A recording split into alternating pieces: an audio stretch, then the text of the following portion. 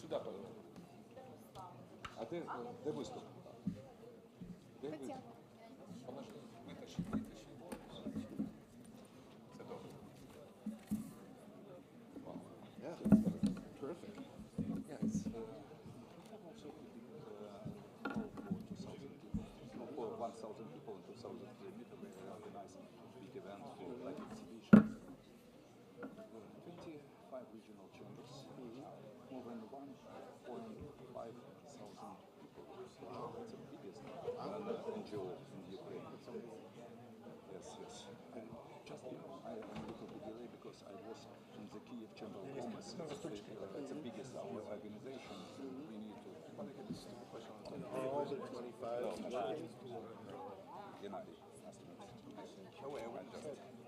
Craig is our senior contracting officer. Very good. So he signs all the partnerships. Would you like some water?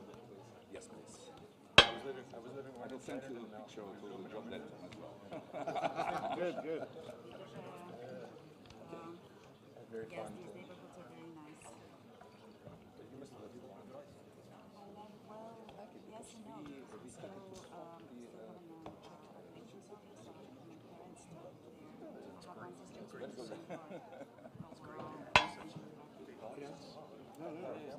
Shows there's a lot of interest. Now we have to live up to your expectations. One more person, sorry. Can you a little Thank you so much. Геннадій, чуть-чуть. That's okay. Oh, sorry. Вау. Я думаю, що можна починати? Yes. Yes. Ви перший почав? Так, я дам зараз.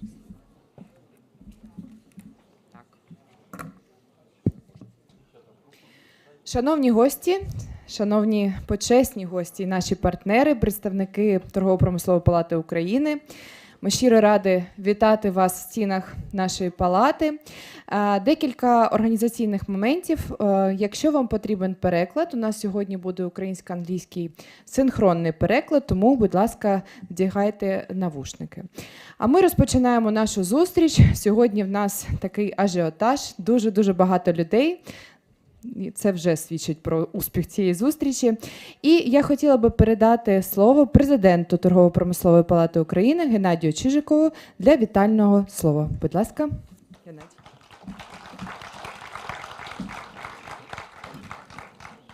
Дуже дякую, Валерія. Нам буде сьогодні допомагати Валерія Забашта. Так що дякую вам. Я дійсно дуже радий, але з іншого мені дуже трошки соромно перед учасниками, що у нас в залі стоять люди, не сидять. Ми завжди звикли, що тут всі сидять. Вибачте, що за такі трошки незручності. Шановні представники місії USAID, шановний український бізнес, шановні друзі, колеги, я окремо хотів би привітати Джеймса Хоупа, директора місії USAID в Україні. Давайте поаплодуємо. Мого колегу Дениса Ячишина, директора з корпоративних зв'язків Американсько-української бізнес-ради. Дякую. Теодору Дела, заступника директора місії USAID в Україні. Крейга Ріглера, регіонального спеціаліста з нагляду за укладенням контрактів USAID. І я всіх вітаю в Торгово-промисловій палаті. Перш за все, я хотів би висловити слова подяки, тому що завжди треба говорити слова подяки тим, хто працює.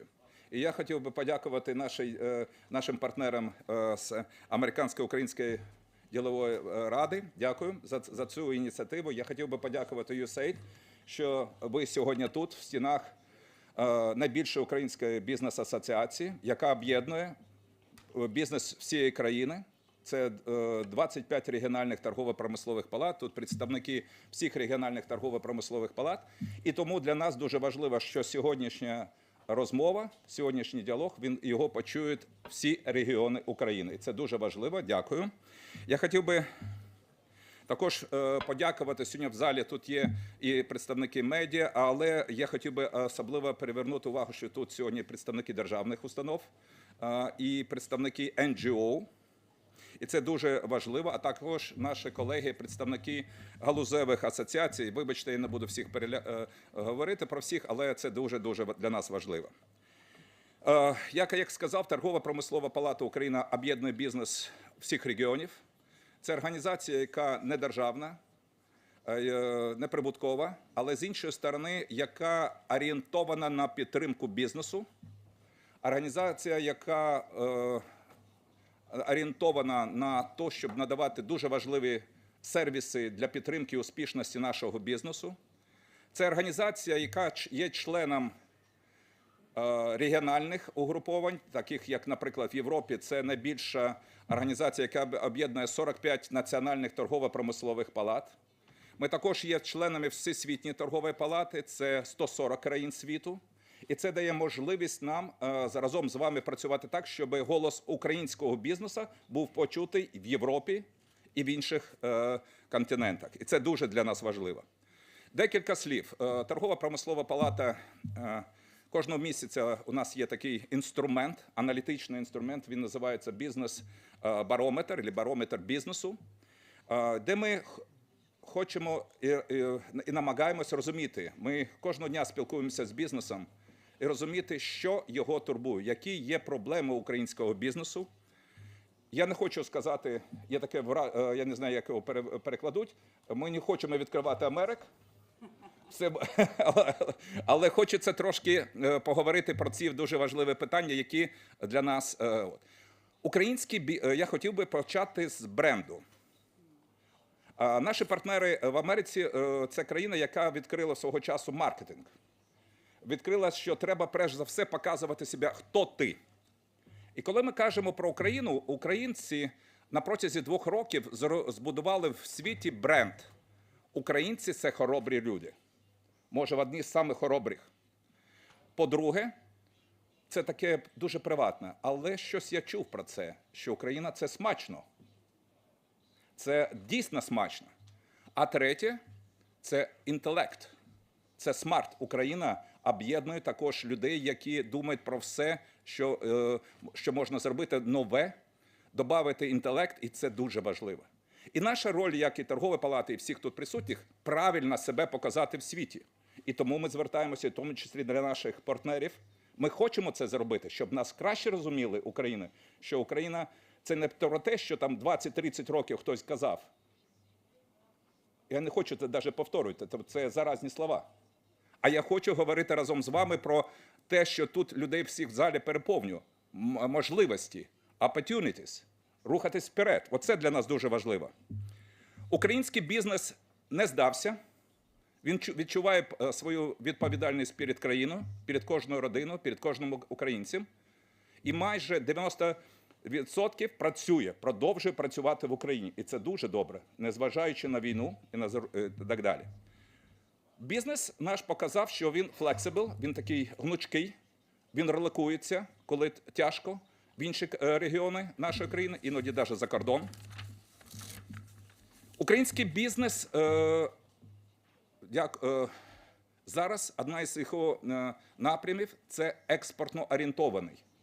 Тому що український бізнес, ми розуміємо, це не перше в історії, коли країна веде в 5 разів, а може і більше країн більшу по потенціалу економічному, по військовому. І не просить світ, дайте їжі, нам не вистачає. Вона просить світ, щось там з перекладу. Все добре? Все добре. А вона не просить, а сама просить світ. Ми хочемо експортувати нашу продукцію. Це унікально. Це сміливість пов'язана з нашою підприємністю. Це дуже важливо. Тому питання зараз для українців, питання експорту, це дуже важливо. Ми в палаті кажемо, експорт – це просто. Ми розуміємо, що це не просто. Але ми повинні навчити наших українських малих і середніх, щоб вони не боялися йти на нові ринки. Це дуже і дуже важливо. Україна зробила свій вибір. Це європейська інтеграція, це цивілізація, це майбутнє, це демократія, це суверенітет. І нам треба навчити український бізнес працювати на європейському ринку. Ми теж зробили аналіз, зробили опитування. Дуже цікаво.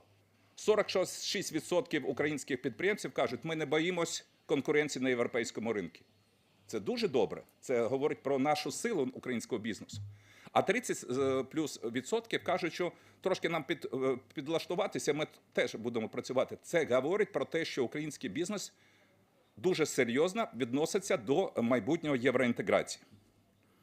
Тому для нас це питання прискореної євроінтеграції, допомога українським підприємцям працювати в Європі, з Європою і з іншими країнами дуже і дуже важливе.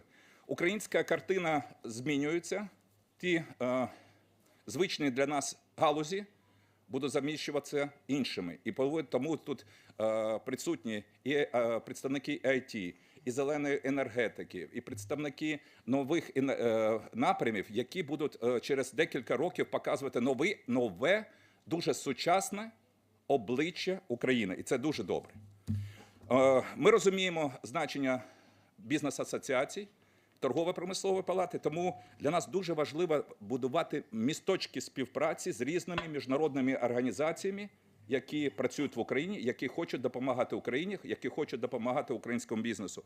Це, звісно, ми співпрацюємо із USAID, ми співпрацюємо з UNDP, ми з GZ, з OECD і з іншими організаціями, які допомагають. Для нас сьогоднішня подія і те, що от сьогодні USAID з нами, сьогодні тут, і така велика кількість людей, які хотіли би прийняти запрошення і прийняти участь, це говорить про те, що у нас величезний потенціал є. І ми хотіли би сказати, що ми будемо підтримувати програму, ви робите добру справу. Ми знаємо, програму є «Конкурентна спроможна економіка України», це ваше таке, для нас це ключ.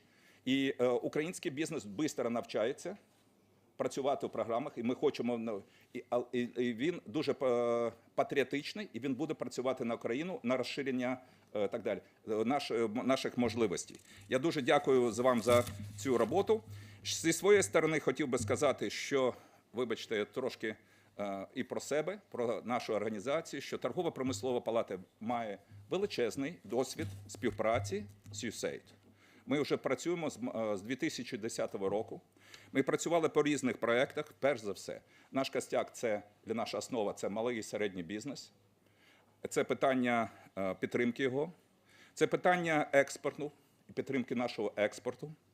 Це проведення важливих форумів, які об'єднують український бізнес і дають йому можливості рухатися вперед. Тому я хотів би, вітаючи всіх учасників, я хотів би подякувати нашим партнерам, подякувати українському бізнесу за стійкість, подякувати нашим Збройним силам за те, що вони нас боронять. Хотів би подякувати всім тут. І хотів би, саме головне, що, я так може скажу, дуже працювати з міжнародними організаціями непросто. Але ми повинні навчитися. Ми повинні навчитися правильно показувати, що ми хочемо. І що те, що ми хочемо, це важливо не тільки для вас, для нас, а й це важливо для галузі, для країни, для України і так далі. І оце просто, я хотів би вас, сьогодні у нас унікальна можливість. Не соромтесь, общайтесь, спілкуйтесь, запитуйте. І оце буде величезний дар. Я дуже дякую, вам успіху, разом тільки вперед. Домовились?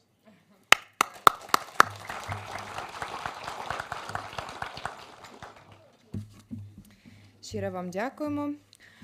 Зараз ми переходимо до наступних ремарок вітального слова. Я запрошую Дениса Яцишина, директора з корпоративних зв'язків Американсько-українська бізнес-рада, партнери нашого сьогоднішнього заходу. Денисе, вам слово. Дякую.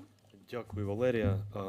Let me, I will probably switch to English in order that we could have some other language except Ukrainian here. But in any case, first and foremost, I would like to say a big thank you to each and every one of you who found the time today and could attend the meeting with the USAID. Believe me, this is, as Hennady already mentioned, this is a very unique opportunity. So please do not lose this opportunity, seize this opportunity, be as active as you possible, be as interested as you can. They are providing, since the invasion started, actually since Ukraine proclaimed its independence since 1991, they already provided a hell of support to Ukraine, but since the full-scale invasion, they even increased that kind of support. So also I would like to say a big thank you to our partners today, the UCCI. You know, Hennady, each and every morning I started my morning actually with the social media, of course, with the news as well. So usually each and every morning I'm receiving like a notification from the BBC. Today they announced me that the news, the big news of the weekend was the Dune Part 2 announcement in the cinemas or something like that. So today I can tell you the truth that they mistaken actually, and the announcement of the weekend and actually the announcement of this week actually that this is the UCCI and the USUBC meeting with the USAID, because on Saturday I attended the Dune Part 2. On Saturday, yeah, and believe me, there were much less people than we have today. So despite the fact that Dune Part 2 lost 2 hours, 40 or 50 minutes, today we will do our best to make it a bit shorter, because it can be a bit boring after 2 hours. But in any case, once again, I would like to say big thank you to USAID, to James, to Teddy, to Craig especially, to USAID Washington DC team, whom we will have a great opportunity to meet on Thursday. So if you will miss here and you will need some additional information, please join our meeting on Thursday in Washington DC. Yeah, but in any case, thank you everybody to Hennady especially as well, because we at the USBC, we are proud to partner with the Ukrainian Chamber of Commerce and Industry in Ukraine. Hennady has always been a friend of US-Ukraine Business Council and to all of our members, and we are looking forward, Hennady, with you to more engagements in 2024 and in 2025 as well. Yeah, so once again, be active as possible, ask as many questions as you may, and please do not hesitate to reach out to James, to Teddy, to Craig, and to all USAID colleagues that are sitting here in the first row. So please do not hesitate to do that. Yeah, and the last thank you I would like to say to our partner today, the company Maniva. They are a great partner of US-Ukraine Business Council, and they are a great supporter of veterans in Ukraine. They are a great supporter of armed forces of Ukraine. We are very proud to have the members like that. And once again, thank you for supporting this event, and we are looking forward to working with all of you. On this very positive note, I will not take any of your minute, and on this very positive note, I will give the floor to James, to Teddy, to Craig, and yeah, so this is your chance, ladies and gentlemen. Don't waste it. Thank you. Thank you so much, Denise. In order to keep a little bit of intrigue, I will switch to Ukrainian now, okay? Шановні колеги, якщо ви не заперечуєте, James, if you don't mind, I would like to give a floor also to our honorable guest today, to Miss Mary Elizabeth Marden, who is the Economic Department in the United States of America Embassy in Ukraine. Please, the floor is yours.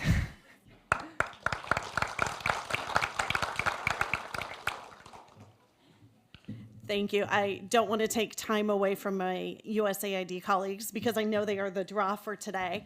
But the U.S. Embassy is very excited to continue to grow and our relationship with the Ukrainian Chamber of Commerce and Industry, continue our very strong relationship with the U.S.-Ukraine Business Council, and to really showcase that we are back here. The U.S. government is back here in Ukraine. We're out engaging with the business community again.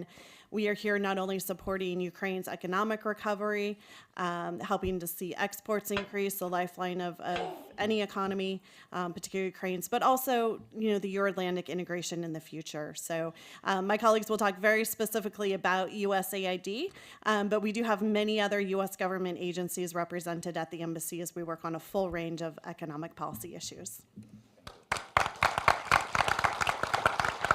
Thank you very much. It's a great honor that you are here with us today. And the main person today in our hall.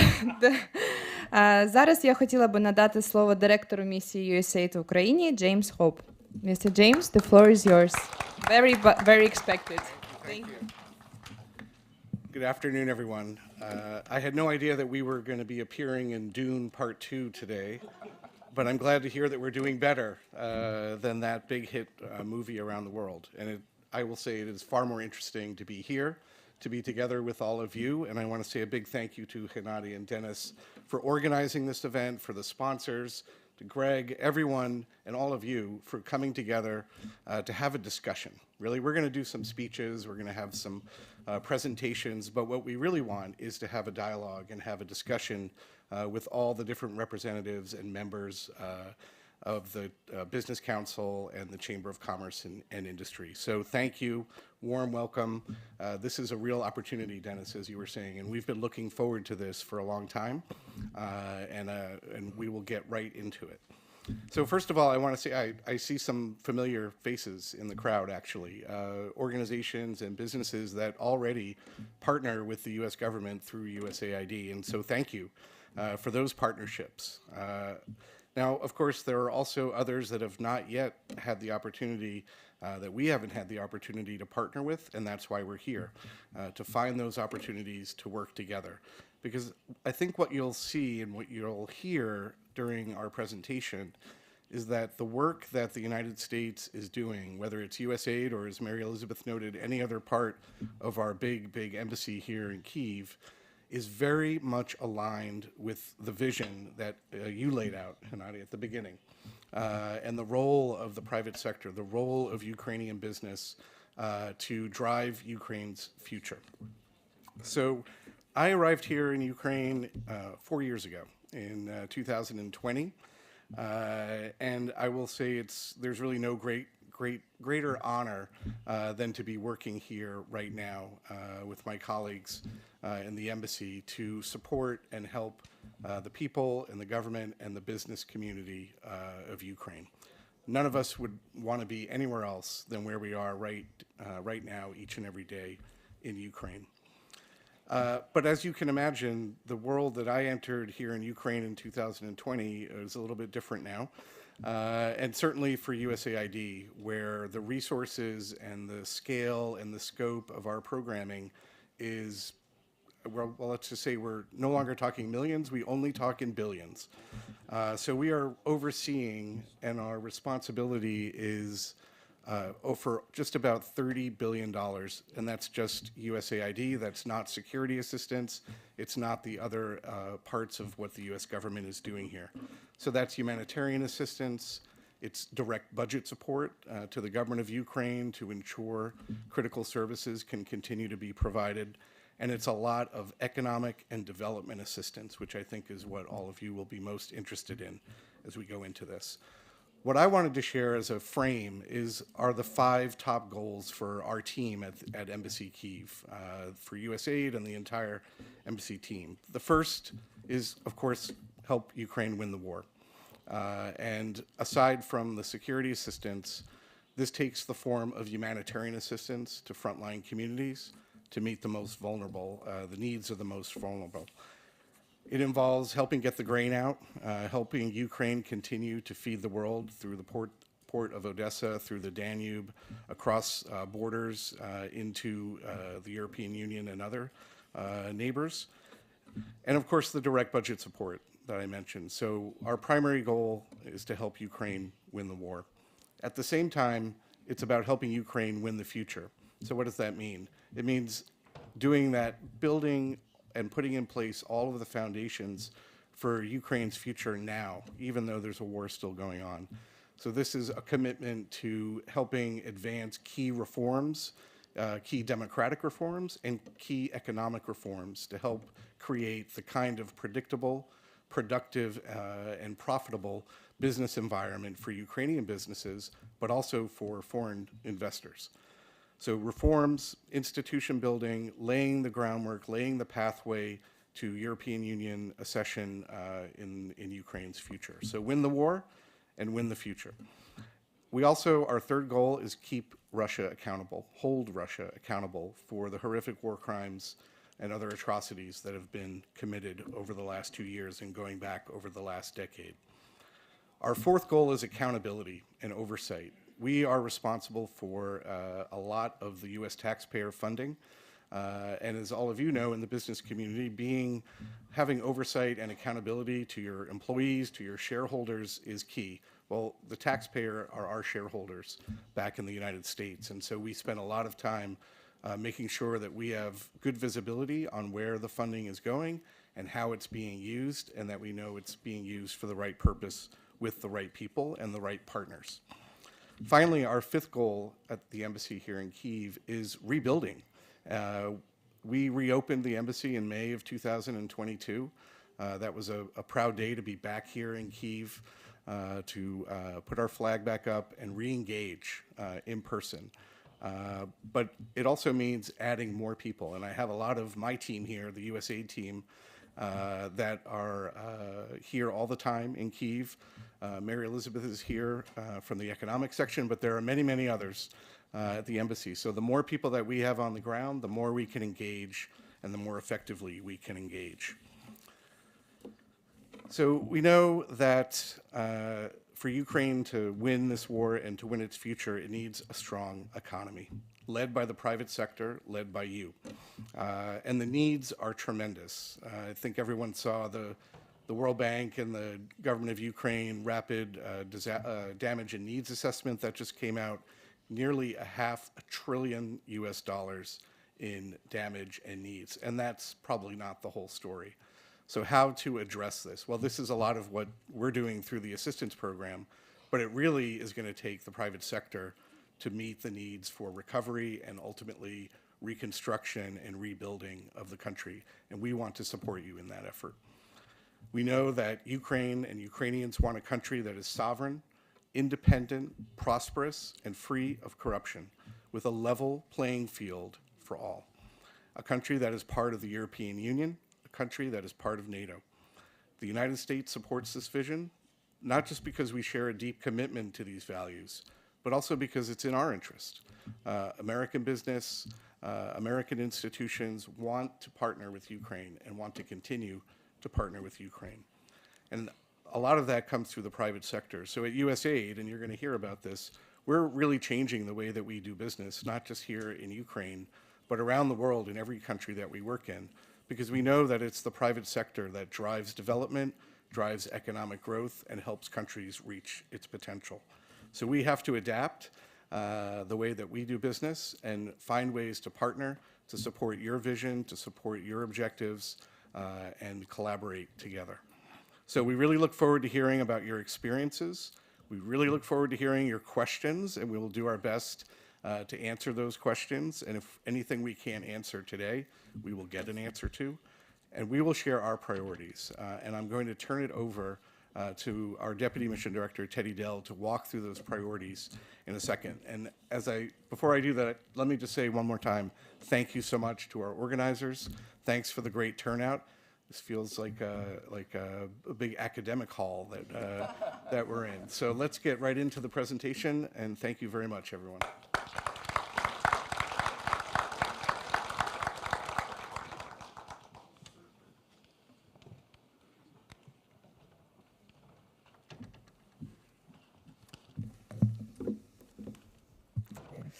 Доброго дня.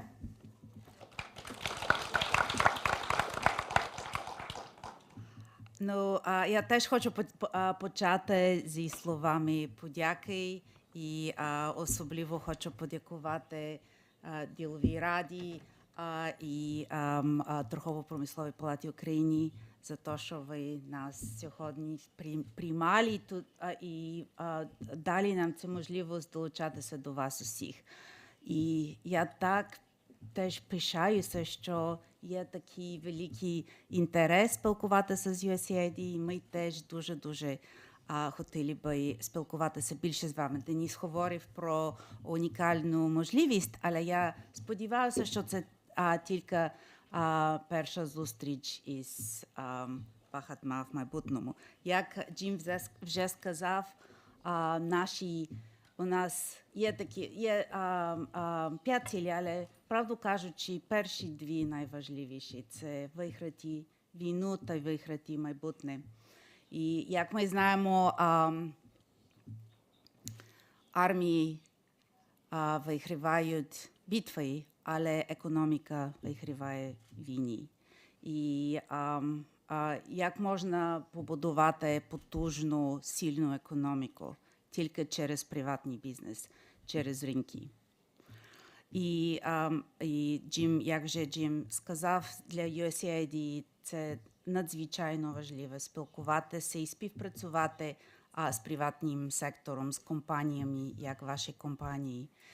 І не тільки над проєктами, але теж, щоб ми слухали, щоб ми чули, що вас турбує,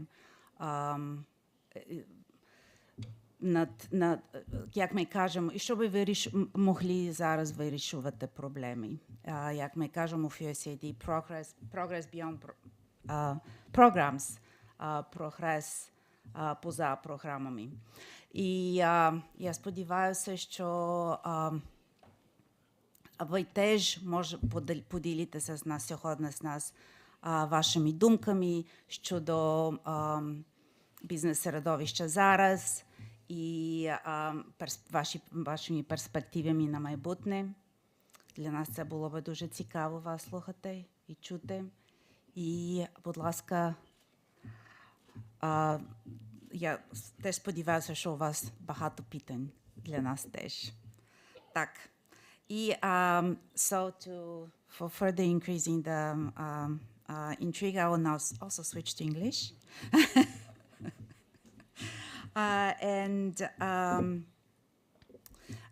I just wanted to speak a little bit about how exactly is USAID fit into this paradigm about winning the war and winning the future. First of all, we provide a lot of direct budget support, which is directly supporting the Ukrainian state and the Ukrainian people to resist the aggression. And we've provided almost $23 billion of direct budget support since the start of the full-scale invasion. We also have provided more than $3 billion in humanitarian assistance, and unfortunately that is a need that still continues because the people who are, especially the people who are in the frontline areas, continue to suffer life-threatening effects from the full-scale invasion. There are things that we're doing that help to win the war and at the same time win the future, such as securing the grid and helping the agriculture sector in particular continue to export, because these things both bring revenues and support business growth, but also help with resilience. All of these, and winning the future is also, all of these things are interconnected intimately. So but for winning the future for us, that the first and foremost, that means reforms, anti-corruption reforms, advancing digitalization and advancing the innovation agenda and helping Ukraine realize its vision for an innovation-based economy. That means creating alternative export routes and working with the private sector to figure out which are the best, actually the most useful ones. And then, of course, the long-term energy transformation. And I want to just emphasize how important, as part of all of this, is working with all of you to strengthen Ukraine's human capital. And we do that through a lot of support, first of all, for different training programs and for youth programs, but also my colleague here, Jessica Grignon from the Health Office, through our extensive health program as well.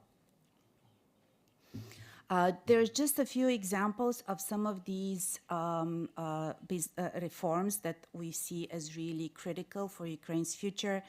I am not going to go through them all. I just want to say that the objective of all of these is indeed to create this level playing field and to allow that level playing field then to surface those companies that are the most innovative, the most flexible and best positioned to drive the economic growth.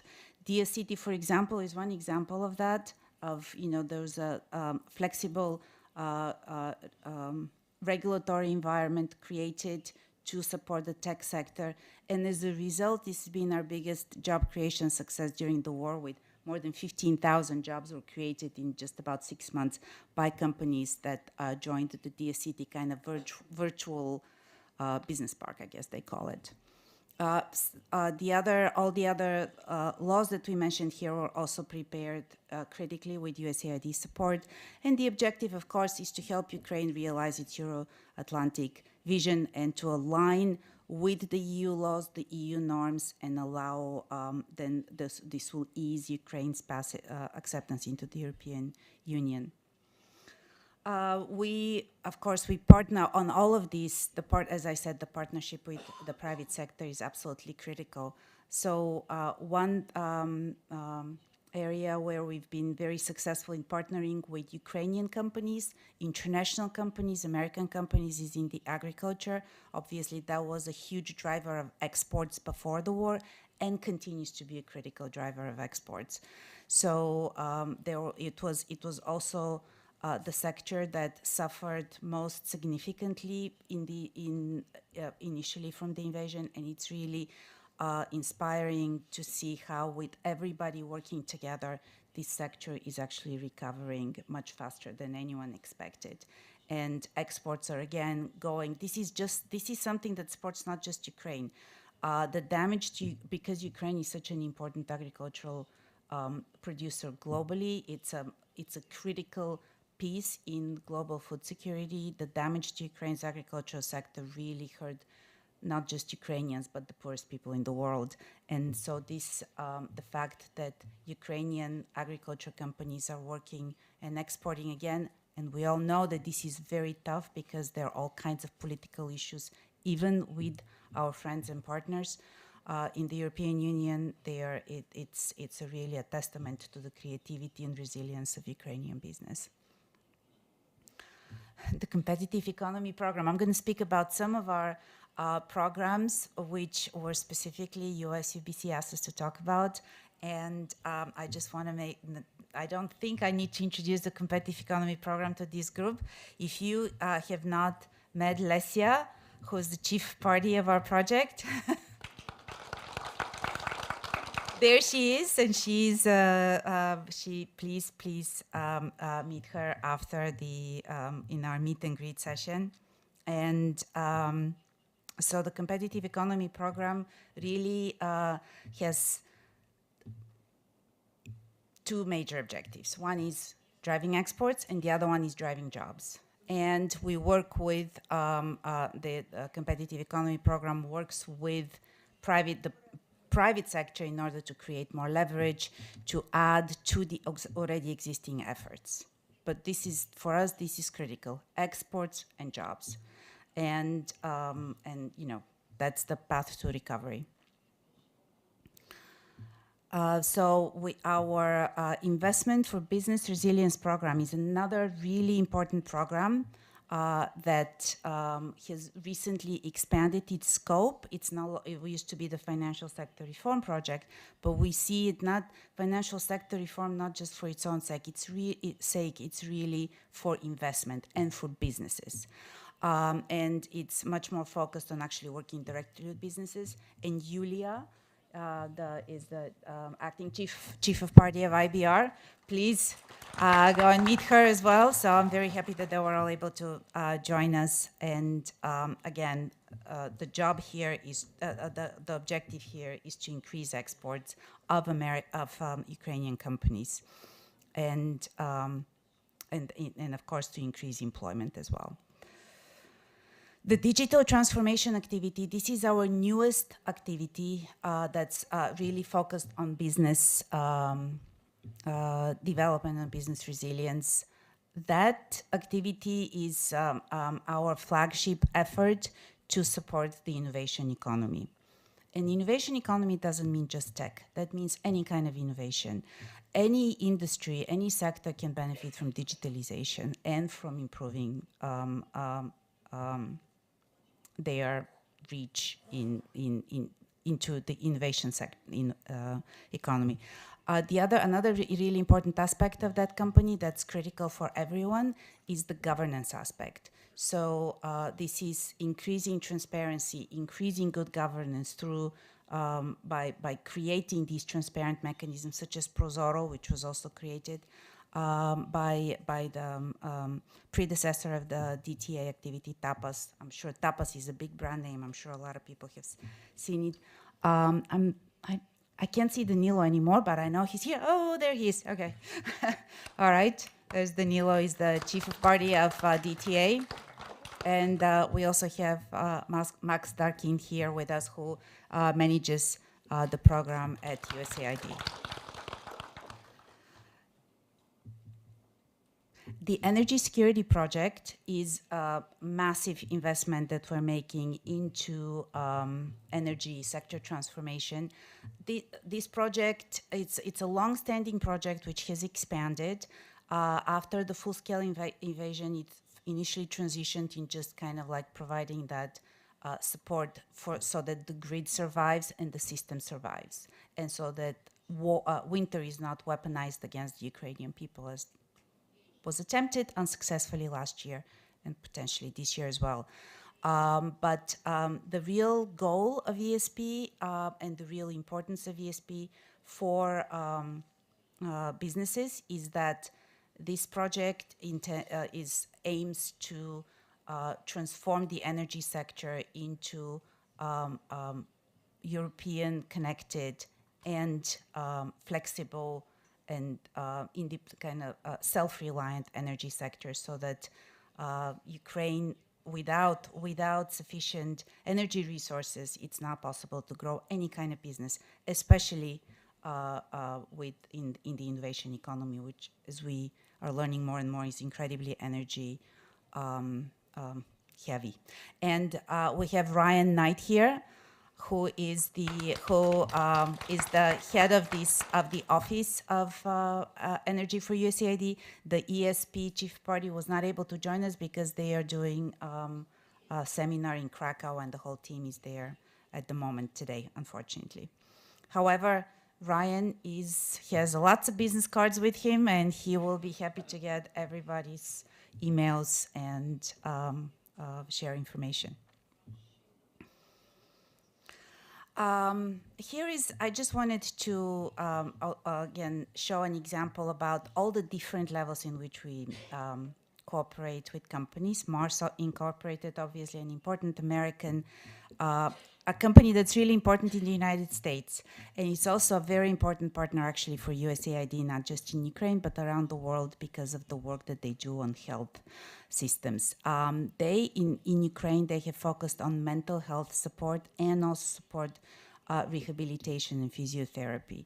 These are two issues which are incredibly important for Ukraine's recovery and reconstruction.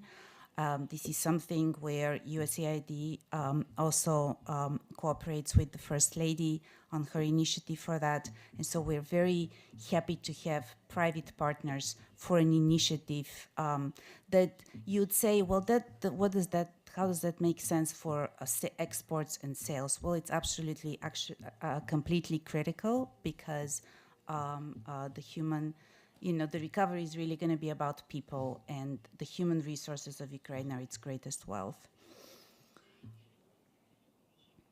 So that is my last slide. However, this was just kind of like the intro, because the real heart of our presentation about how to partner with USAID is going to be my colleague Craig Rigler, who is the head of our contracting office. Дякую щиро вам.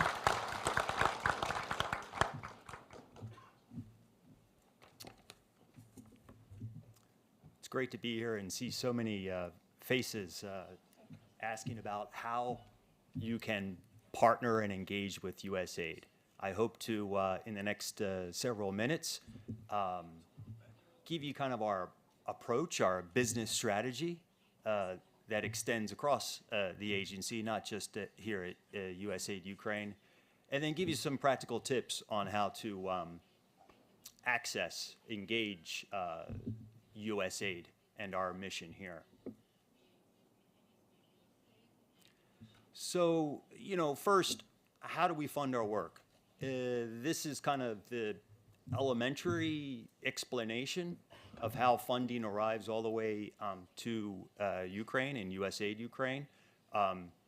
You probably have some expertise in reading the news and how the U.S. government supports Ukraine in many, many different ways. including the current national security supplement that's in discussions in Washington. But just for practical purposes, we plan our development approach over several years at a time through what we have is a long-term development cooperation strategy. When we receive funding, of course, we engage our Ukrainian government counterparts and eventually put the funding that we receive into a grant with the government of Ukraine called a Development Objective Grant Agreement, okay, a DOAG. From that grant agreement with the Ukraine government, we then use the funds in the various sectors, some of which my colleague Teddy just described to you. We have the flexibility to pivot our awards and pivot our activities to face the challenges that Ukraine is facing from Russia's full-scale invasion. Okay. Currently, we have, for our direct bilateral activities, our technical activities in various sectors, we have 45 development awards, okay?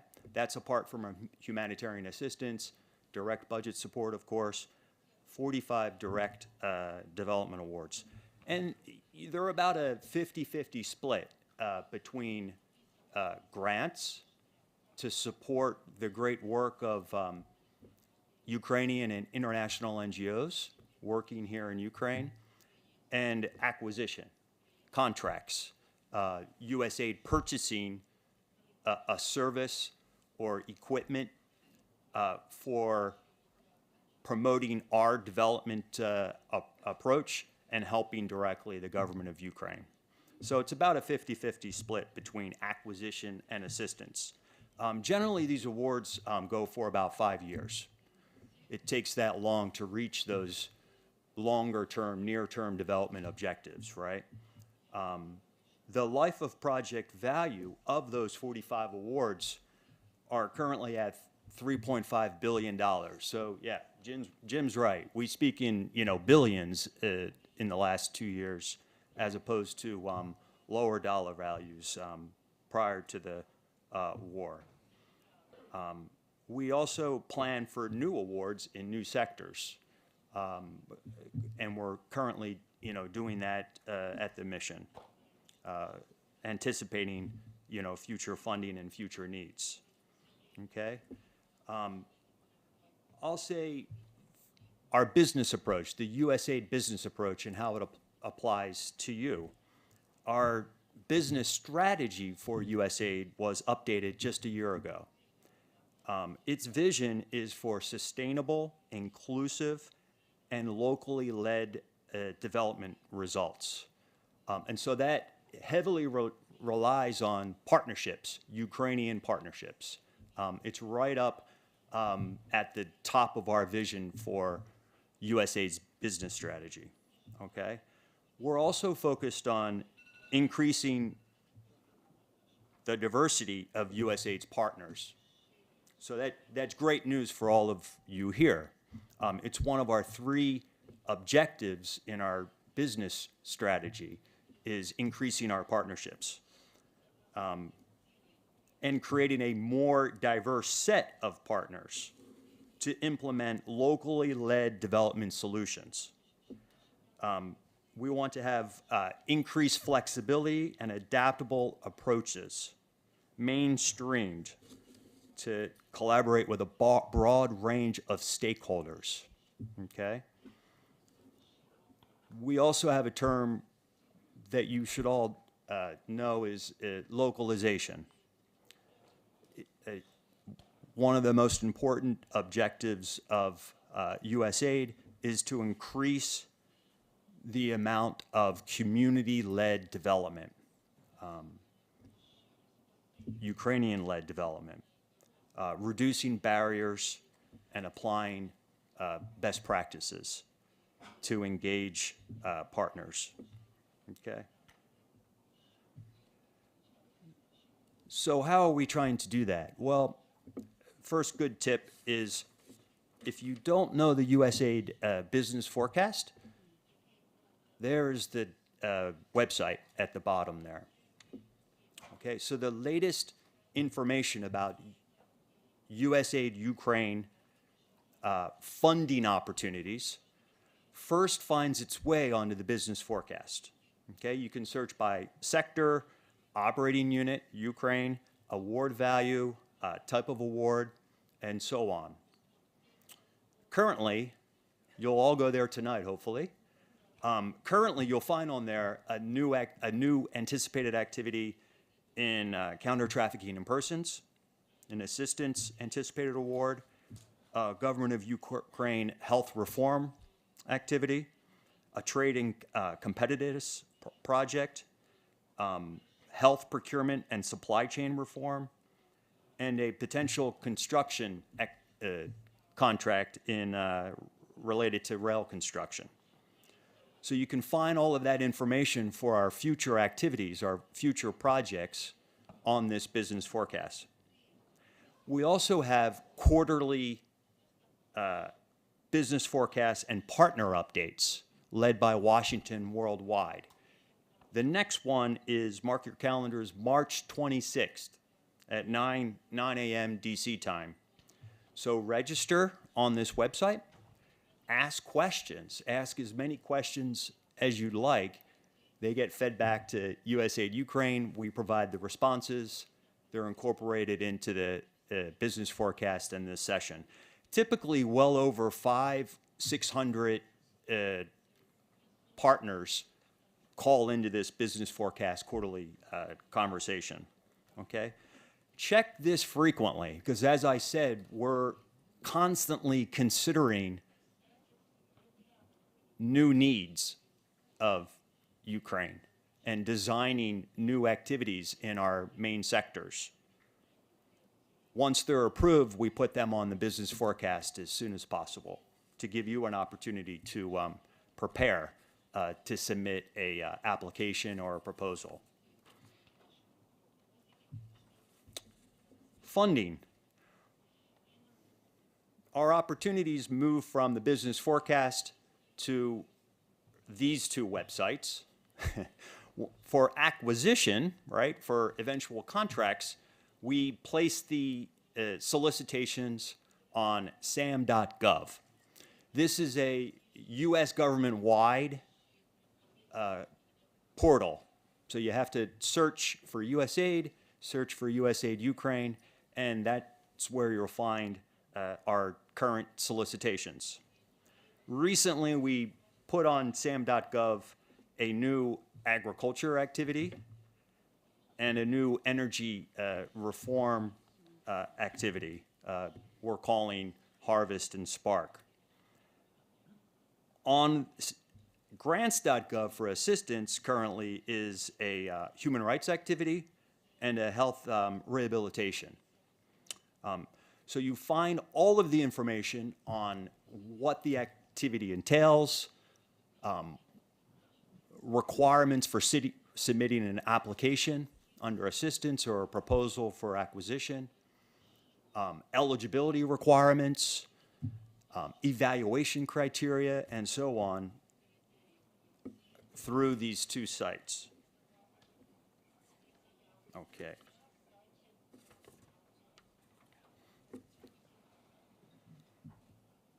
So in addition to direct funding and support, there are tons of ways to partner with USAID.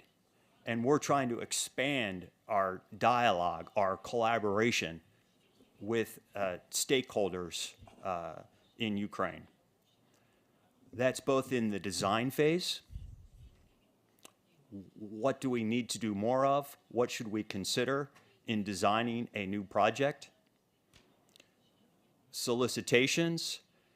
We try to incorporate your feedback by posting draft solicitations for you to comment on Do we have it right? Is it clear? Are we missing something? So we often do that by posting drafts on those two sites, SAM and grants.gov. And then throughout implementation, of course, here, we're looking to constantly adjust our programs to meet the emergency needs, you know, on an almost daily basis, right? With our fantastic chiefs of parties and our phenomenal Ukrainian project managers like Max here today, and many others that all of us at USAID Ukraine are very fortunate to be working with, okay? We have goals across the agency that come to USAID Ukraine as well. Over time, by 2025, for example, we're ambitiously looking to directly fund 25% of our funding to local partners. That's a bit ambitious given the country context and the dollar values that we're receiving, but we have these aspirational goals to engage and directly partner with local organizations more and more. The second metric that we're looking at is local leadership, right? Gathering your information, putting it into our projects, delivering results based on what you identify as the critical needs.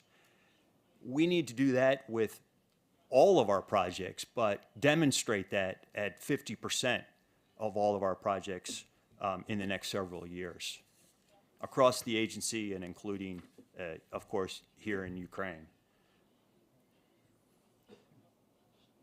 Last, I'll just say, you know, over the last few years, we've built out this platform, another website for you to check out, some more homework for you. It's workwithusaid.gov. It answers the basic questions. It takes wherever you're at currently in your knowledge of USAID and USAID Ukraine and takes you hopefully a few steps further. So, you know, to the Ukrainian NGOs, what do I have to do? What are my financial capabilities? What do they have to look like in order to be deemed a responsible entity to work with USAID? What are the best tools and advice? How to connect with others that are working or are direct partners with Ukraine, USAID currently. So I encourage you to go on that website where there's tons of information. To me, in the field here in Ukraine, it serves as like the gold seal in Washington. You know, to me, if my colleagues in Washington say this is the right approach, it's the right approach, right? So it's a good starting point for all of you to understand, you know, what it takes to directly partner with us. I'll just say in closing that 45 direct partners currently. But what makes USAID so unique is all of you engaging USAID Ukraine on a daily, weekly, monthly basis. Whether you're receiving direct awards, you're contributing to our designs, or advising us to shift some of our existing partners. We value your partnership. USAID wants to increase and lower those barriers and focus on exactly these types of events to make sure we're connecting and getting things right at our mission. Thank you.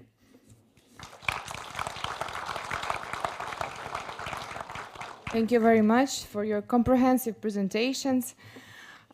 Шановні колеги, перш ніж ви будете задавати зараз ваші запитання, я хочу сказати, що в нас іде трансляція і в нас буде запис сьогоднішнього заходу, а також ми поділимось з вами презентацією для того, щоб ви не переживали, що ви не встигли зробити фото.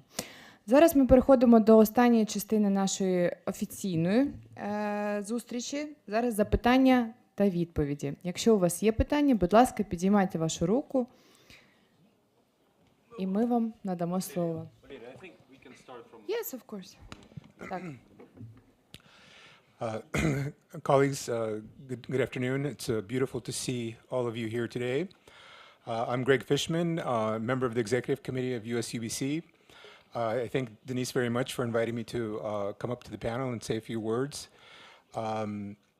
Very impressive panel we have here today.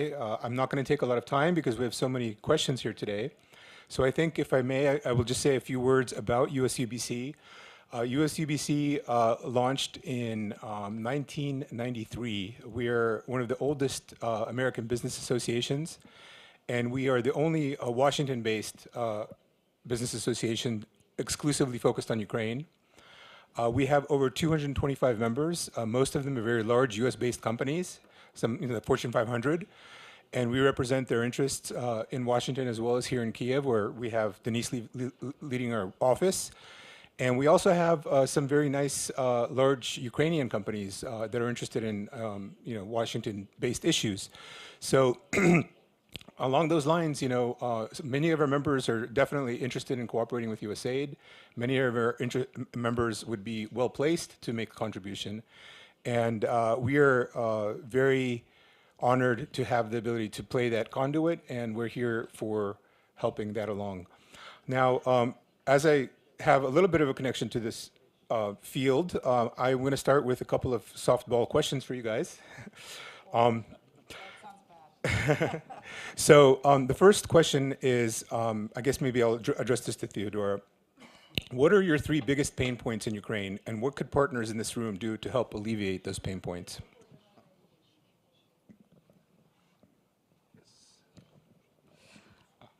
Oh, so the pain points in working in Ukraine are, I think we share them with everyone here. I would say the first pain point is the incredible uncertainty that working in conditions of war brings. That's an uncertainty that just affects us personally and every day, and affects our families, even though our families are not here, affects mine and Jim and many others, but our Ukrainian colleagues experience it obviously in a very different way. But also our projects and programs, and just you have to stay incredibly flexible, and there's always a cost to being very flexible, in that when you're super flexible, you're not super strategic. So I would say that, of course, is just something that at the moment cannot be avoided. And the other thing I would say is having too many priorities. Having too many priorities is generally also means that you're not very strategic, and sometimes that cannot be avoided as well. There are many things that are extremely important in Ukraine right now, and we recognize this.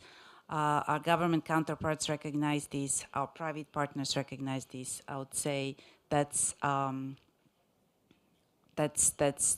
it, but it is something actually to fight against and to try to win against, even inside the U.S. government and also in Ukraine, because you have to be very clear-eyed about your goals, and you have to be very clear-eyed about the ways to achieve them. Because if you're not, then things like then reforms, the most important reforms, fall off. Then old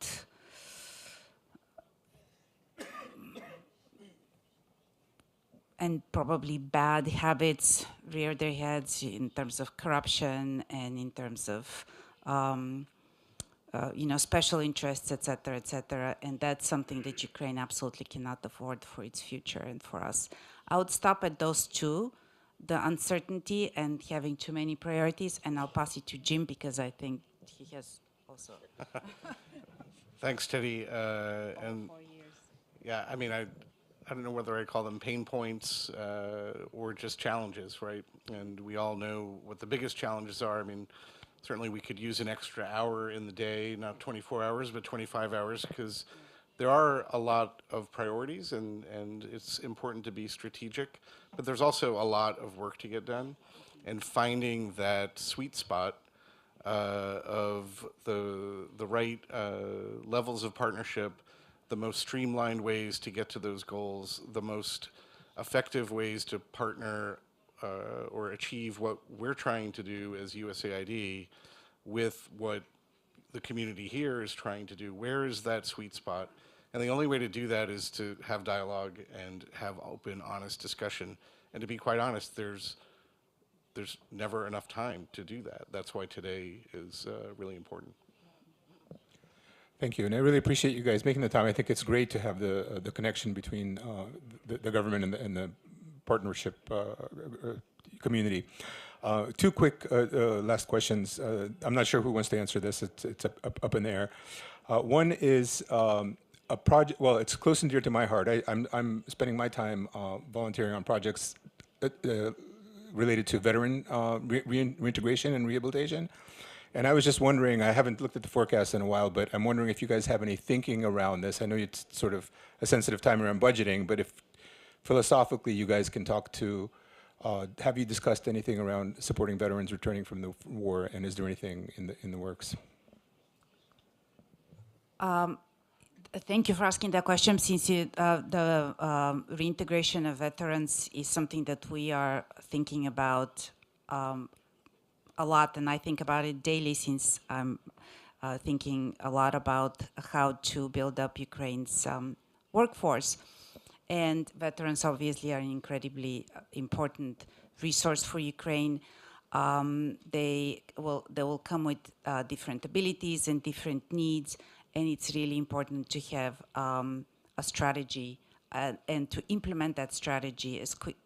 Be clear-eyed about what the needs and the abilities are, and the skills that these people bring, and also, if necessary, to upskill them and to ensure that they can contribute to the maximum to Ukraine and to Ukraine's recovery, since everybody here will have to contribute to the maximum.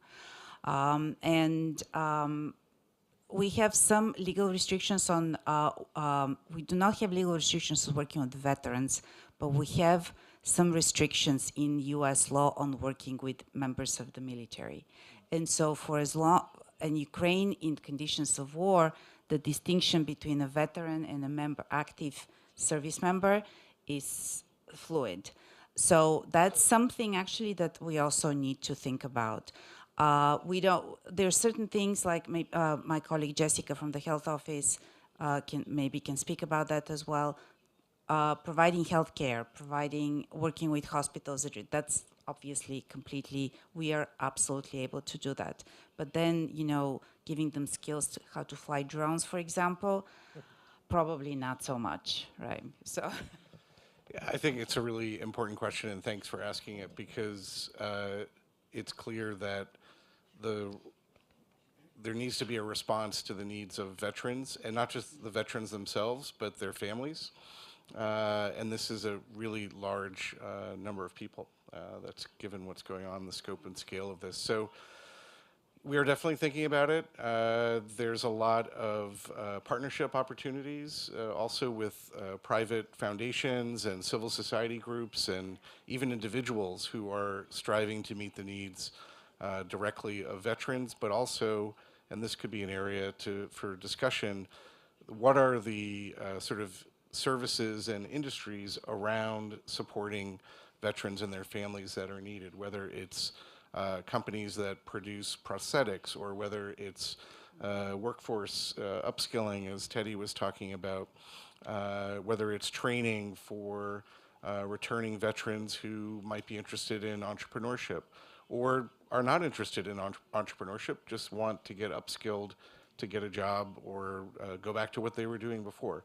So we need to be open to all of these things, given the number and the size and the scale.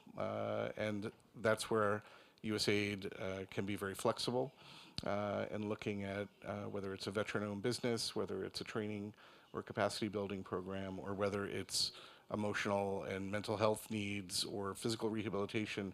These are all options on the table.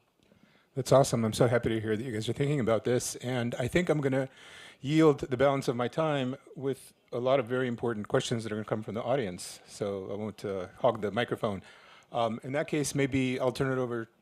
Can I just realized that I didn't answer your question about what partners can do to help us resolve some of the issues. Well, I think there's one really important thing that partners can do and that our Ukrainian businesses are already doing, and that's innovation.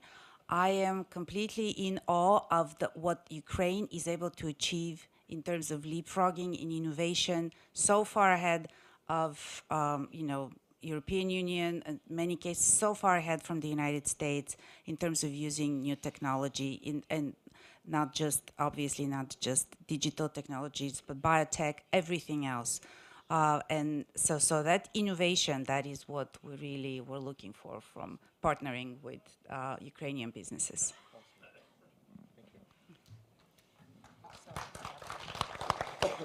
Так, зараз я тоді передаю питання. Будь ласка. Hello, everyone. Probably I got my credit because I stay upstairs more than 1 hour. So sometimes stay, its advantage is better than sit. So just kidding, sorry.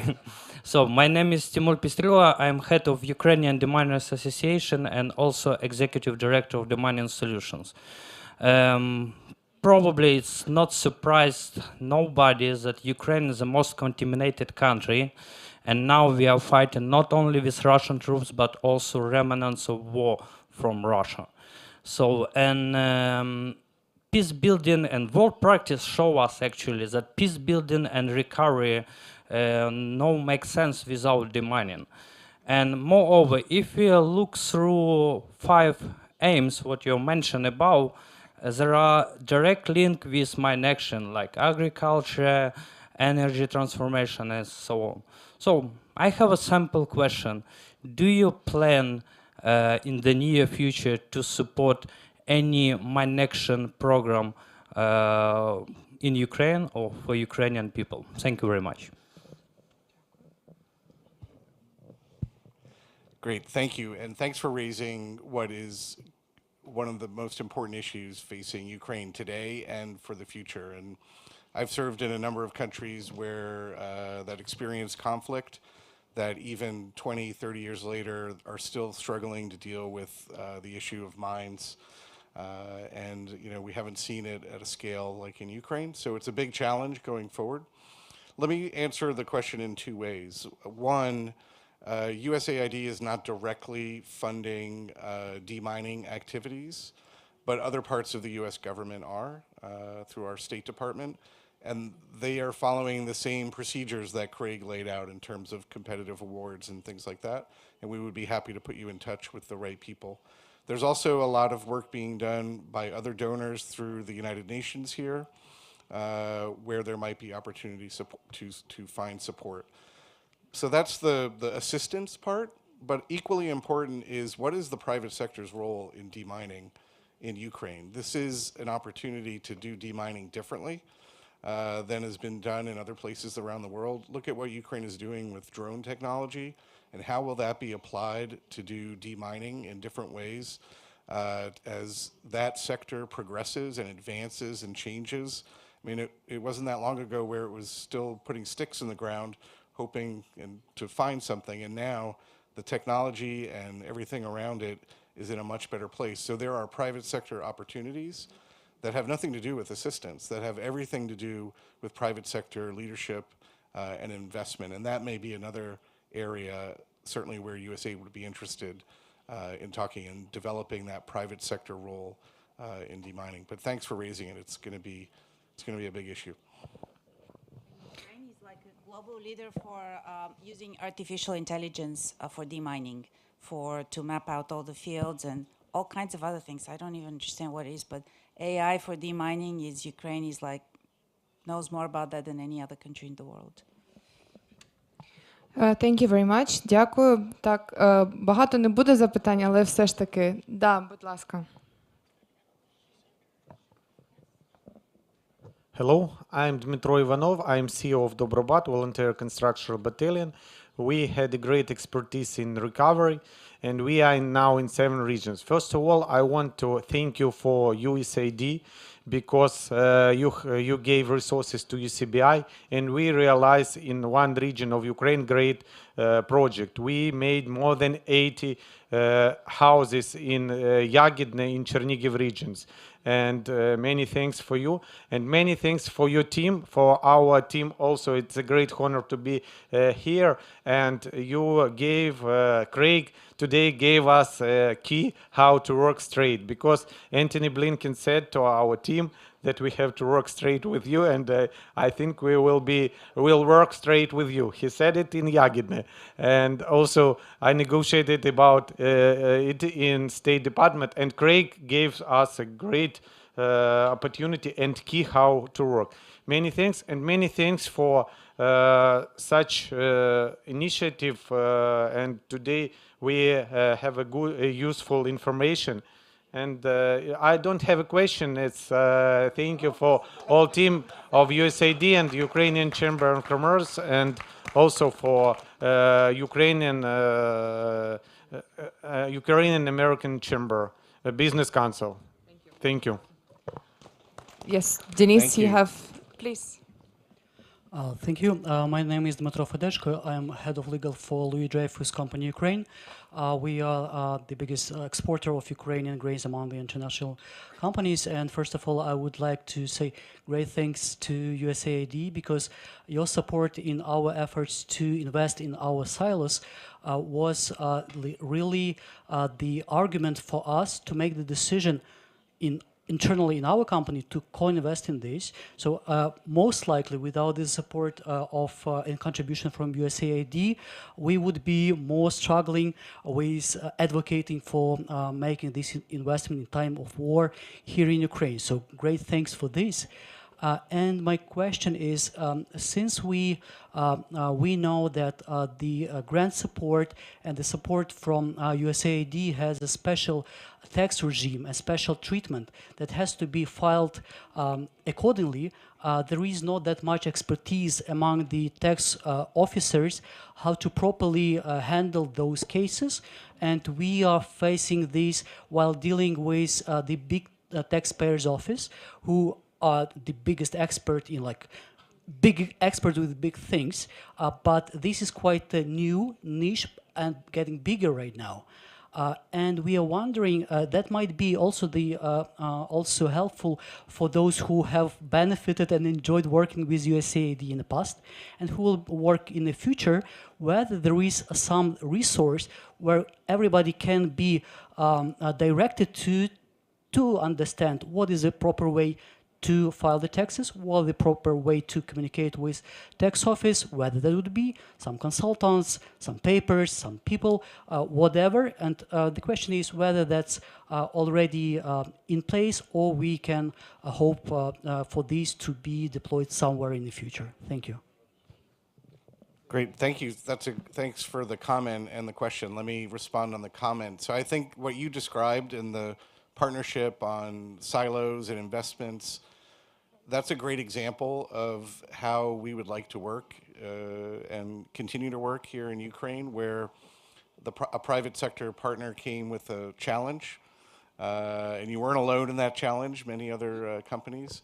We had a priority of helping the Ukrainian agricultural sector and also global food security issues, and we found a way to respond to your needs, to your company's needs, and that's when we work best, when it's clear what the needs are, and then we work together with you to make sure you get what you need, and then the result benefits the company and the private sector and helps us achieve our objectives. So thank you for just giving that good example, and I know there is the potential for many, many more.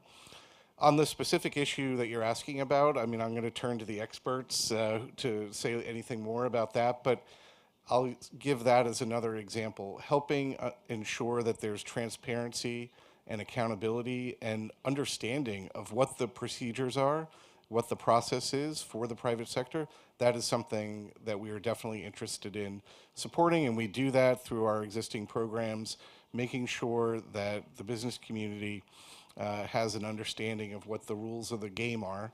especially as they change. And part of that is an advocacy effort when there are rules of the game that are changing in a way that may not benefit the private sector. There's a private sector voice that comes through the chambers and something that we want to continue to support so that the result is private sector friendly procedures and guidance to help drive private sector growth. Do you want to comment anything on that? Thank you very much. 1 second, we have one question. Yeah. Будь ласка, задавайте запитання. Доброго дня, мене звати Леонора Адамчук. Я представляю недержавну організацію «Жінок-підприємець». So, this question, I know that the question will be to Ms. Terry. Do you need the translation to? Oh, great. Задавайте запитання. Добре, дякую. Таке питання. Ну, як ви бачите, що сьогодні в Україні лідерство жінок зростає, так? І в підприємництві також. І ми бачимо сьогодні в залі десь біля 40% жінки. От таке маю питання, бо не почула у вашій доповіді окремо якусь, можливо, програму на підтримку жінок-підприємець, особливо у соціальній сфері, на соціальне підприємництво, коли це не буде тільки про отримання прибутку, а й про соціальний вплив на Україну. Тобто працювати не на експорт, а на продукцію, яка буде залишатися в Україні, і також нести певний ще і соціальний вплив.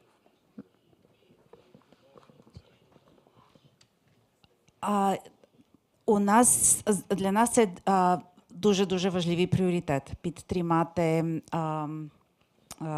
жінок, підприємства, яким керуються жінки тощо. Ви маєте рацію, це не окрема програма, це для нас пріоритет в наших усіх програмах. Особливо у нас є окремі програми щодо жінок-підприємець і в програмі «Конкурентоспроможна економіка України». Я можу запитати Лесі, щоб вона нам розказала більш про ці програми. І коли я говорила про наша мета щодо експорту, це не означає, що ми тільки підтримуємо компанії, які експортують всю свою продукцію. Ми підтримуємо теж багато різних бізнесів і підприємців, і жінки, і чоловічі, тощо, які працюють в Україні і які роблять кожного дня зусилля щодо підвищення рівень робочих місць. Це для нас дуже важлива ціль теж. Леся, хочеш додати щось?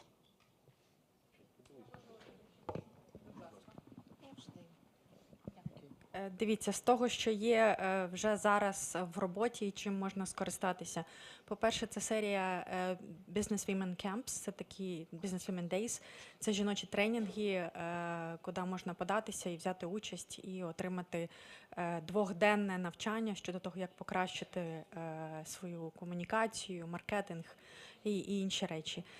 Також ми готуємося зараз до запуску великої програми з Etsy для 500 українських виробників, і ми прогнозуємо, що більшість з цих виробників будуть жіночі підприємства.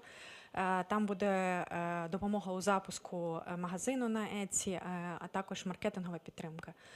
А також зараз в роботі запуск окремої програми по маркетинговій підтримці також. І це не йдеться лише про експортну діяльність, а також маркетинг і для внутрішніх продажів, для збільшення продажів, і для того, щоб жіночі бізнеси могли розширятися. І як ми згадували, що наша основна мета – це допомогти в розширенні, в створенні робочих місць і в збільшенні внутрішніх і експортних продажів. Тому давайте будемо на зв'язку і ми будемо ділитися можливостями. Дякую. Щиро вам дякуємо. Так, у нас експрес-питання, будь ласка. Great to be here. Thank you very much. It's also great to see the office portfolio slide to be the slide I'm asking, because my question would be related to the internal procedure, what will work best communicating with you. So I will give you a very brief background of the issue. My name is Fedor Serdyuk. I'm a co-founder of FAST. It's a largest first aid training organization, and we also train military with our charity fund, which is separated. So the focus of the business is training critical infrastructure, seaports, logistics, etc. The problem is that like half of our people are veterans, and we also have some advocacy issues like Good Samaritan law, so we clearly do not fit into one single box of your priorities. And is there any chance we can have a person among your personnel who would be the guide to use not the single program, but the whole ecosystem which you provide, which would clearly multiply the effect and make our job much more efficient here in Ukraine? Thanks.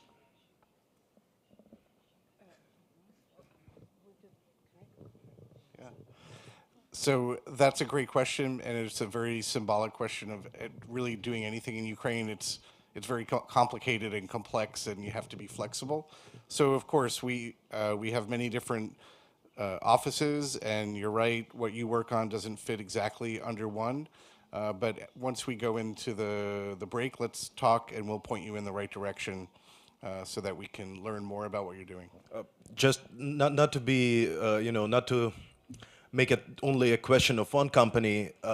Is it a good approach to approach it directly with such issues if you, the business here sees that it fits in more than one box?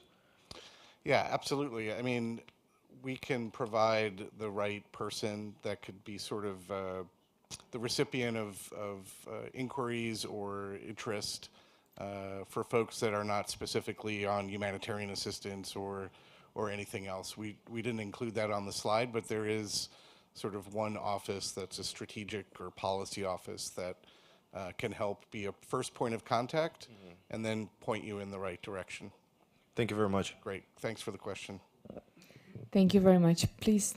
Thank you. Thank you very much. I was requested to be fast. I'm representing the Food and Agriculture Organization of the United Nations, FAO here, office in Ukraine. I work on the program implementation, planning, and resource mobilization.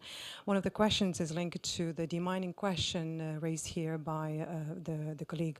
So, yes, we're talking about demining, which we also implement here together with WFP, and it's one of the priority areas for us as well, but also wanted to ask the question on the environmental damage caused by the conflict and the war, and specifically on the Kakhovka Dam.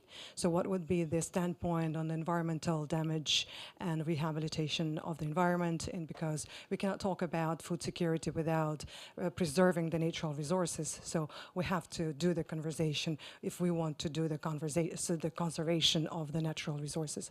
So what would be the standpoint of the USAID on the Kakhovka Dam and the environment in general? Can you once again present yourself, because it was not here? I'm sorry, this is Kayal from the Food and Agriculture Organization of the United Nations, FAO.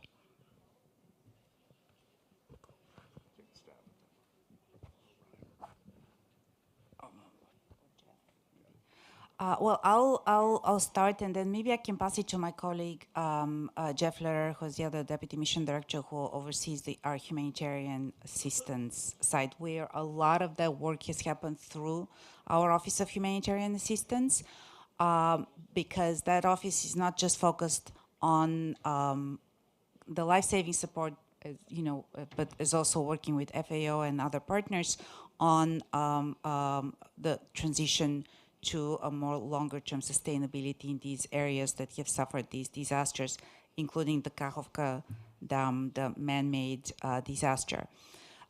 This is something that we work on a lot.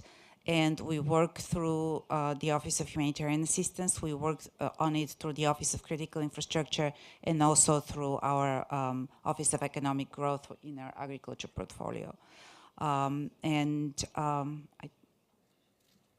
So there are different aspects of this that are handled by different offices.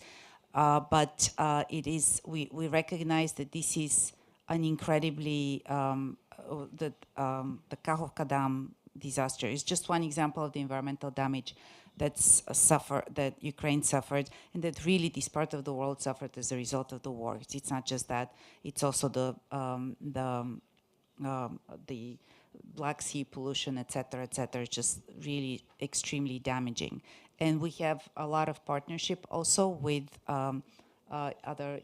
first of all with the UN agencies, but also with other international partners on environmental issues. We have for administrative power, environmental sustainability, and climate resilience. This has been one of her signature issues. So Ukraine is in the forefront of that as well. I don't know, Jeff, do you want to add to that? Or Ryan, colleagues, we have, again, very cross-cutting. Hi, thanks for the question.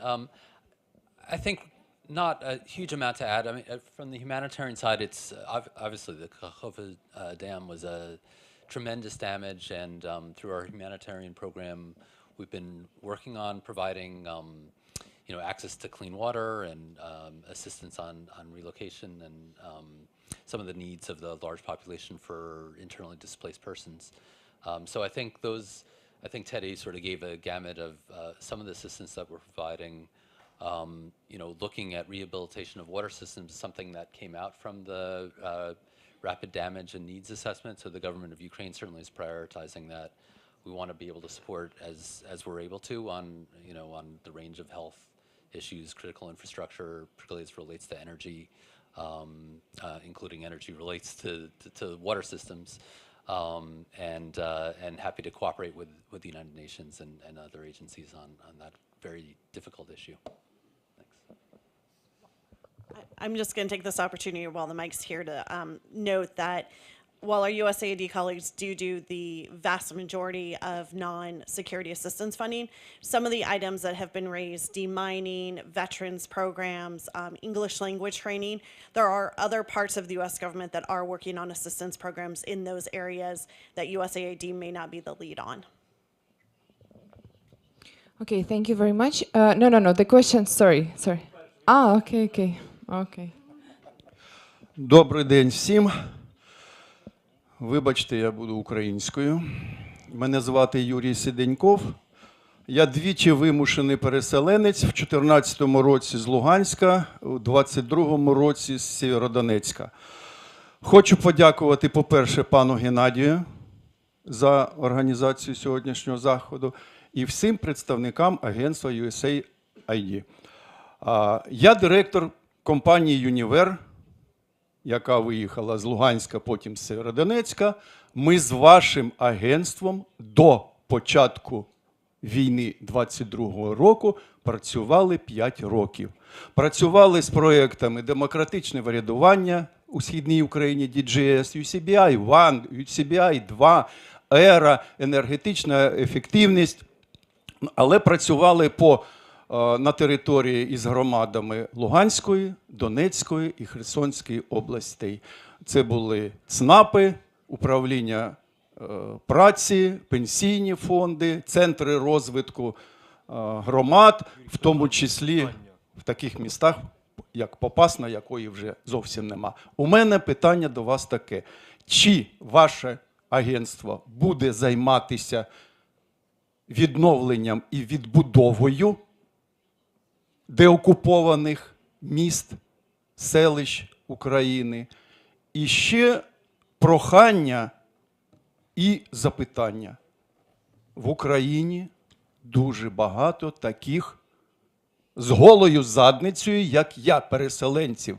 Чи будете ви приділяти увагу будівництву житла для переселенців? Для вашого відома я хочу сказати, в Україні є громадські організації, спільна справа. Зараз організували Всесвітню організацію переселенців, які хочуть будувати житло для переселенців у Вишгороді, в Кременчузі Полтавської області, в Ворзелі.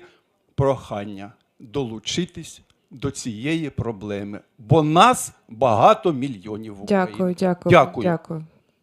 Чи є можливість прокоментувати?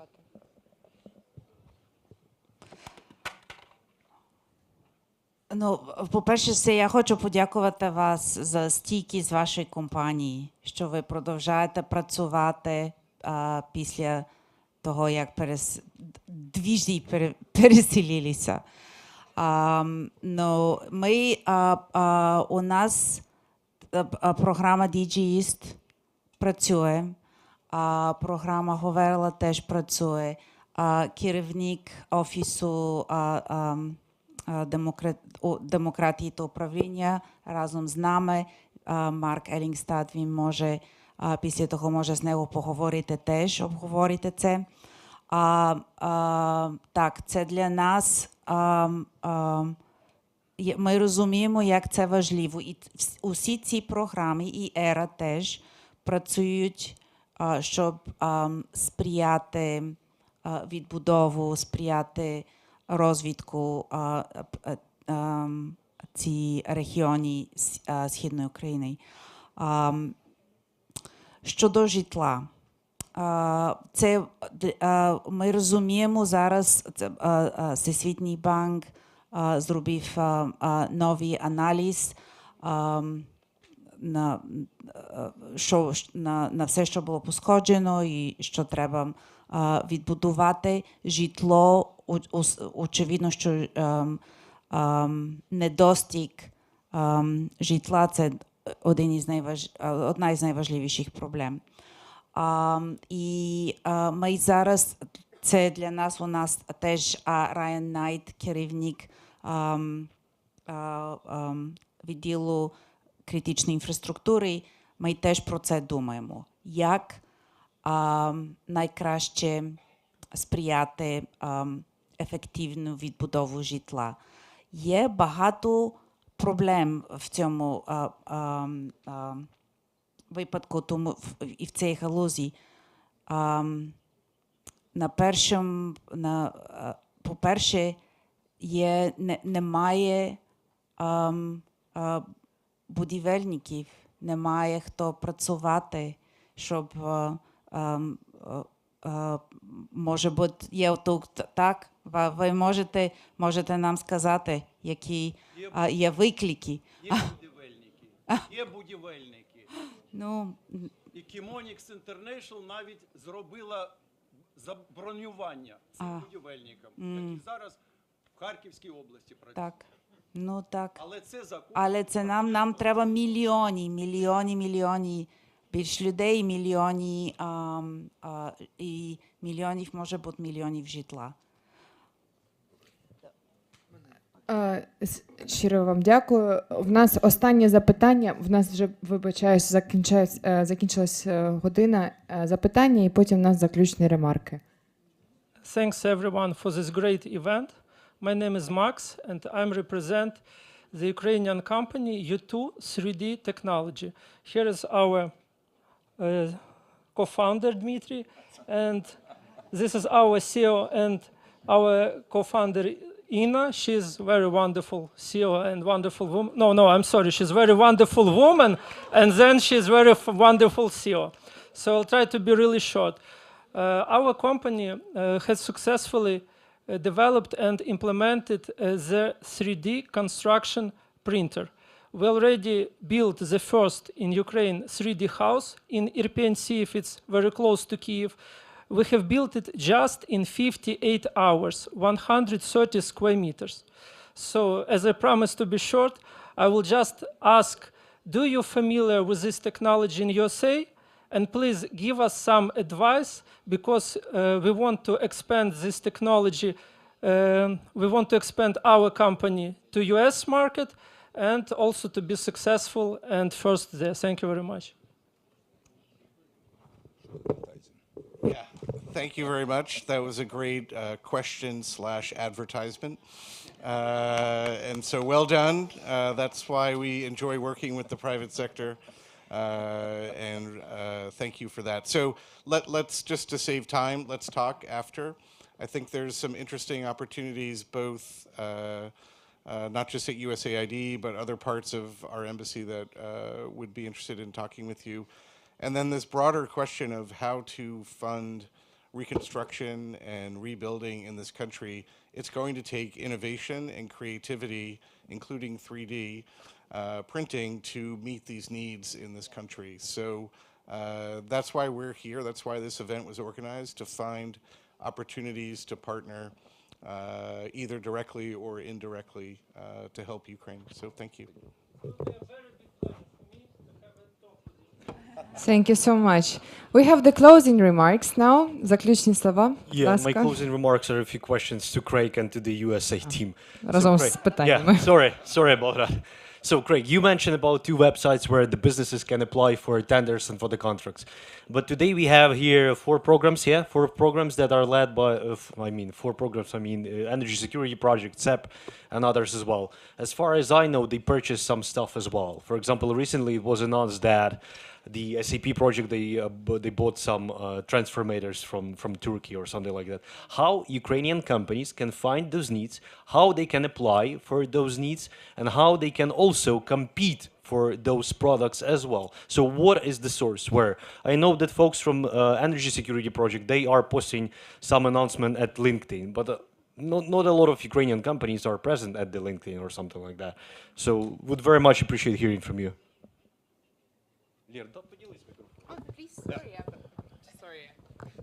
Yeah, great question.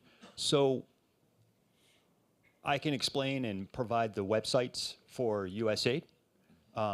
It's great to have some of the chiefs of party here today. As much as you're going to approach Jim and Teddy after this panel, talk to the chiefs of party too. They have what we do in USAID is ensure that they have the transparent, fair, and open procurement practices that USAID has. And so whether it's Comonix, Tetra Tech, DAI, any partner implementing and issuing grant and contract opportunities, they have the same amount of transparency and visibility that USAID is trying to have through events such as this one. Subcontractors, sub-grantees, we consider them partners as well, implementing very important development objectives for USAID Ukraine and, more importantly, Ukrainians. So we oversee that. We ensure their competitive processes in individual procurements are adhered to, and oftentimes approve those subcontracts and subgrants as well. Okay, super, thank you. I think it would be very useful for the whole companies that are present here today that after the meeting we will, as a follow-up email or something like that, we will share those websites where those programs are posting announcement on their procurement needs. Correct. And 2 more questions actually. Yeah, I suppose to all USA team. So we have been hearing in the media that, for example, USAID team, you guys helped to build Louis Dreyfus company, the grain silos. Last year or this year, USAID helped some companies to purchase some wagons for exporting grains. How are you guys actually make those decisions whether to support company A with such a big project? Because, for example, buying 84 wagons, for example, or building a silos, this is not a tens of thousands. This is, I suppose, millions or something like that. So, how Ukrainian big companies that are capable to implement some big projects can reach out to USAID or can apply for those opportunities as well? So all of these opportunities on the 2 websites, Acquisition, sam.gov, and grants.gov for assistance, any organization can apply. It's not restricted to U.S. organizations or internationals, right? We encourage, Ukrainian organizations to apply. One of the reasons we use the business forecast is to give opportunities for businesses to consider, respond to with questions, future opportunities, and begin preparing for responding to a solicitation that comes out. So yeah, please consider applying to any of these on assistance or acquisition websites. Okay, thank you. And one more. So you mentioned, so Teddy, you and James, so you also guys mentioned about the community lead development or the local leadership. So what do you mean under the local or community development? So for example, there is a group of companies that are doing some business, let's say somewhere in Cherkasy region, and they have some need. So in this case, they can reach out to you guys and can present their idea, and then in this case, you will consider whether to help them or not. Is it correct or something like that?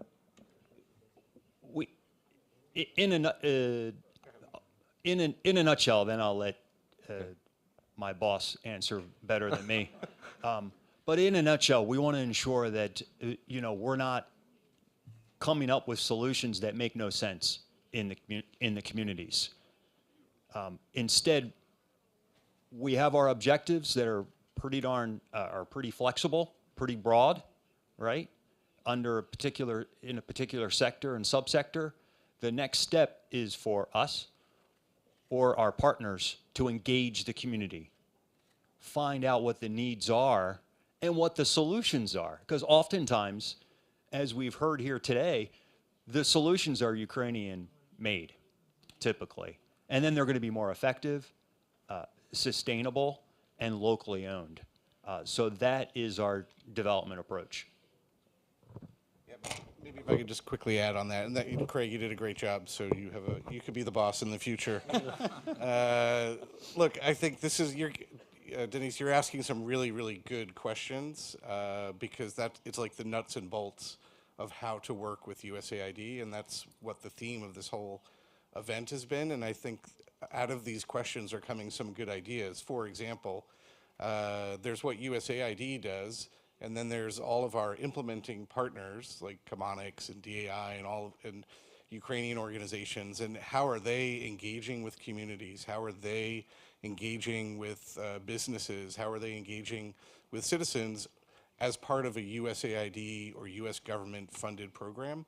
And so there's perhaps some additional information that can be provided for our partners, how to reach them, how to engage with them, how to respond to their solicitations for purchasing of whatever it is, a transformer or a box of pencils, whatever it is. So that's something we can take back and work on and make sure that that word gets out.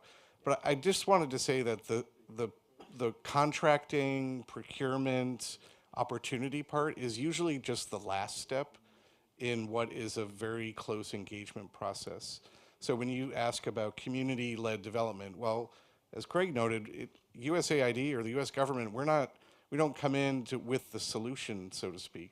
We want to hear what the priorities are, what the solutions are, what works in that particular community or that particular community, and then work together with a business, with a local government, with an organization to find the solution. And sometimes that solution involves a procurement opportunity that the private sector can respond to, if that makes sense. Yeah, totally. Thank you. So, Valeria, one last question and we are finishing. Yeah, sorry. I forget the question, sorry. Maybe it's a sign? Yeah, so yeah, just one more last question. For example, here we have members of the USUBC and UCCI as well, and those are Ukrainian companies, and they are some big companies as well. Can they reach out to USAID, for example, with their solutions to the matters that has relation to the country rather than to the region size? For example, USAID, you guys have recently announced that you signed the contract or the memorandum with the Ukrainian railroad company for building European gauge from Lviv to Warsaw or something like that. Yeah, sorry, to Medica. Yeah. So recently, you also guys announced or published somewhere that you are looking to increase Ukrainian infrastructure capabilities to export more from Ukraine. So can those companies reach out to you and present their ideas as well that you could consider whether should be financed or supported by USAID as well? So I want to make sure I understand your question. So if you're talking about the decision, how to set a priority, or what should the strategic focus of a program or opportunity be? Yeah, absolutely. We want to consult. We want to listen to all the different voices out there. You know, is investing in grain storage a good idea or a bad idea? Yeah, and we do that through associations, through businesses, and then we make a decision together. Once that decision is made and there's an opportunity that goes out for procurement, then that's a procurement process, and that's a competitive, procurement-sensitive process that we want to preserve, so that any inquiries or ideas or questions that a company that is bidding on a USAID procurement opportunity, there's a whole process to do that in a way that preserves the integrity of the procurement process. And I don't know, Craig, if you want to add anything on that, on procurement integrity. I think, Jim, you covered it quite well. Thanks. Thank you. No more questions. Thank you. Thank you very much. Yeah, maybe after. So I want to give the floor to the closing remarks of the President of the Chamber, Mr. Gennady, please. Thank you. Тут більше English, окей. Українською мовою, добре. First of all, thank you very much. Дякую. Хотів би подякувати Денису і Грегу за те, що ви великі молодці. Ви єднаєте український, американський бізнес і приєднуєте таких поважних людей, як наших партнерську організацію, яка показала свою ефективність на протязі багатьох років, це USAID. Це перше, це дуже важливо, тому що ми повинні об'єднувати наші зусилля. По-друге, я хотів би сказати, що дякую USAID, тому що не так часто вони приводять всю команду сюди, для того, щоб у нас зараз буде можливість на протязі години поговорити і просто обмінятися картками і поговорити, як це. По-третє, тут вже я переходжу к практичній стороні, і ми будемо із USAID, і з GZ працювати. Ми відчуваємо, що, перш за все, у нашого малого і середнього бізнесу не вистачає потенціалу, як працювати з грантами і як працювати з міжнародними організаціями. І ми будемо проводити спеціальні навчання. Я вже дякую вам за допомогу. І іншим, для того, щоб ті, хто не знає, як працювати, як це правильно себе показати, як правильно сформулювати ціль і завдання, ми це будемо разом робити, тому що це наша робота, і ми будемо з радістю це робити. І четверте, я дуже вибачаюсь перед всіма, хто стоїть, мені так соромно, але ми, знаєте, соромно чому? Тому що ми не очікували і не знали, що людям сказати, коли ми закінчили нашу реєстрацію. Ми прийдемо, все одно будемо, як там буде і так далі. Тому я дуже вибачаюсь перед всіма, це дуже. Я був недавно в Японії, там так роблять. От, я хотів би подякувати всім і сказати, що і наші партнери, і Американська Українська ділова рада, і Торгово-промислова палата – це партнерська організація, яка з'єднує в таких моментах. Тому, коли комусь, хто не достучався, є Валерія, моя команда, напишіть, що ви хотіли, тільки щоб зрозуміли не так, що я хочу бути багатим і щасливим, а конкретно напишіть, що ви хочете, з ким з'єднатися, ми спробуємо допомогти вам. Але це, перш за все, ваша робота. Ви ж приватний бізнес, ви все вмієте, ви все знаєте, як робити. Всім бажаю здоров'я, безпеки і дякую. І пішли говорити далі. Все тільки починається. Дякую вам. Дякуємо, дякуємо. Можна фото, да, на пам'ять?